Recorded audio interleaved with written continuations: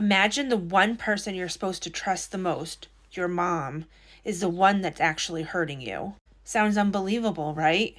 But this is the story of Theresa Knorr, a mother who didn't just hurt her children, she forced them to hurt each other. And it's not just shocking, it's almost impossible to wrap your head around. By the end of this story, you might be questioning how far parental control can go and whether love can actually turn into something terrifying. Theresa Knorr didn't start out in a perfect household. She had a troubled upbringing, not uncommon, but enough to shape the person she would become. From a young age, she was controlling and prone to extreme reactions when things didn't go her way. She had a hard time forming healthy relationships and seemed to hold grudges for everything, real or imagined. By the time she became a mother herself, those tendencies had escalated into something much darker. And this is where the story starts to spiral, because the people who should have been safe from harm, her children, became the victims of her growing paranoia. Imagine growing up in that environment. Fear was your constant companion. Teresa had 6 children. Among them were Susan, Sheila, and 4 others who were caught in a nightmare they couldn't escape. Teresa's marriages failed, her drinking increased, and she became obsessed with controlling her household.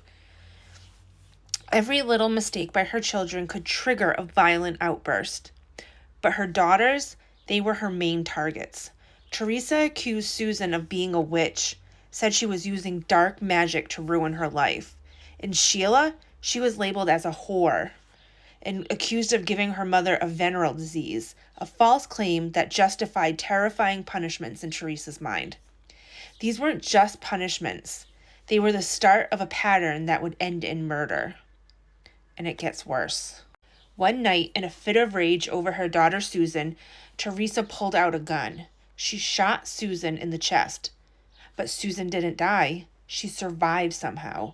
Now, most people would call for help. But Teresa, she refused. She was terrified that the authorities would find out and take her children away. So instead, she locked Susan in a room, leaving her to suffer. Days went by, her wound became infected, and her condition worsened. And then Teresa made a horrifying decision. She told her teenage sons that they needed to help fix the problem.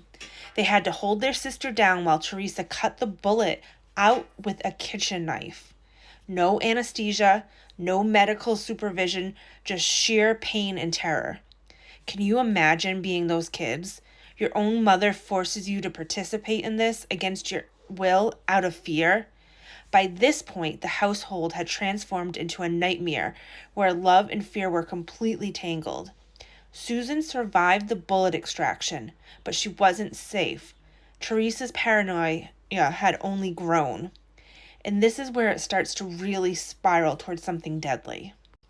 Months later, Susan became too weak to move. Teresa decided she was possessed and needed to be eliminated.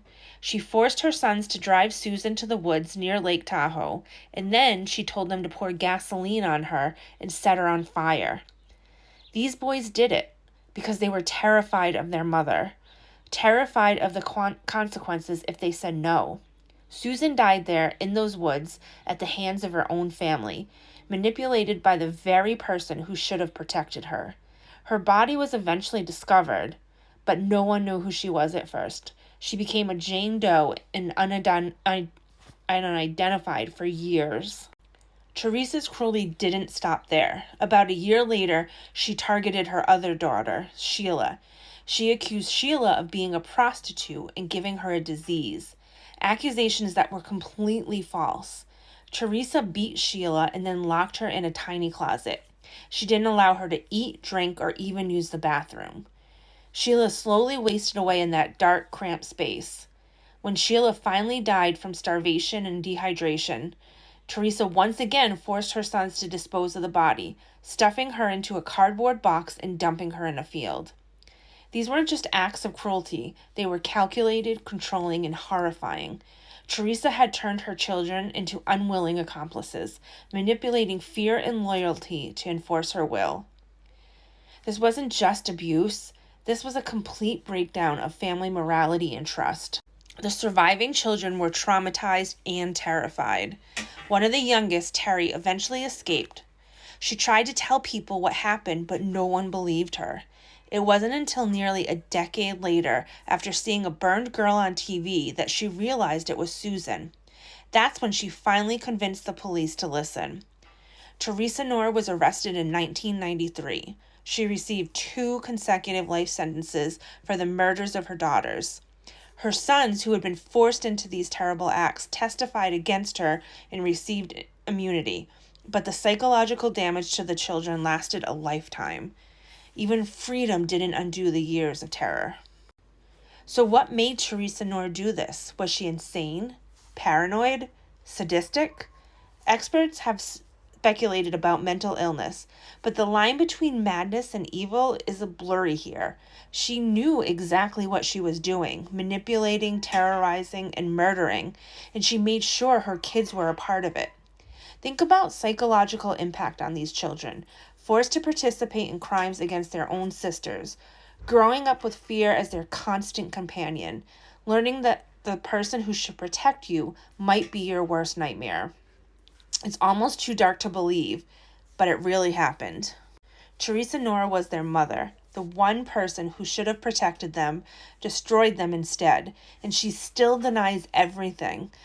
If this story shocked you, go ahead and like this video, share it with someone who loves true crime, and follow for more unbelievable real-life stories. And I have to ask, do you think Theresa Knorr was truly insane or just pure evil? Tell me your thoughts in the comments. I want to hear what you think.